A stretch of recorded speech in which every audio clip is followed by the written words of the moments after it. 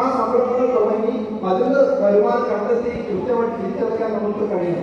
കുടുംബശ്രീ എന്ന പ്രസ്ഥാനത്തിൽ ഇവിടെ കാണുന്ന പലവിധ വർഗങ്ങൾ, പലവിധ വർണ്ണങ്ങൾ, പലവിധ നിറങ്ങൾ ചേരുന്നതാണ്. കുടുംബശ്രീ എന്ന് പറയുന്ന ഒരു സ്ഥാപനം എന്ന് പറയുന്നത് അതാണ്. ഒരുപക്ഷെ നമ്മുടെ കോപ്പിംഗ് സിട്ടായി പോലെ കവറും വിദ്യ പോലുള്ള കവറും ഉൾപ്പെടുന്ന കറുപ്പും വെള്ളയും എല്ലാം ചേർന്ന അതിൽ ജാതിയോ മതമോ രാഷ്ട്രീയമോ നോക്കാത്തുള്ള ഒരു പ്രസ്ഥാനമായിട്ട് കുടുംബശ്രീ മാറി എന്നുള്ളത് കൊണ്ടാണ് നമ്മളിങ്ങനെ വായ്പ നൽകുന്നത് എന്നുള്ളതാണ് പറയാനുള്ളത്. നമ്മുടെ ലോകത്ത് തന്നെ മാതൃകയായിട്ടുള്ള കുടുംബശ്രീ പ്രസ്ഥാനത്തിൽ ഇങ്ങനെ നടത്തിന് വേണ്ടിയിട്ട് പിന്നോക്ക വികസന കോർപ്പറേഷൻ തയ്യാറാക്കുന്നത് അതിന്റെ അടിസ്ഥാനത്തിലാണ്. ഇവിടെ 3 കോടി നൽകുന്നത് നേരത്തെ MLA പറഞ്ഞ പോലെ തന്നെ 36 ഗഡുക്കളായിട്ടാണ് നമ്മൾ തിരിച്ചടക്കേണ്ടത്. ആ 36 ഗഡുക്കളായിട്ട് തിരിച്ചടക്കുമ്പോൾ നമ്മൾ 5% പലിശയാണ് കൊടുക്കുന്നത്.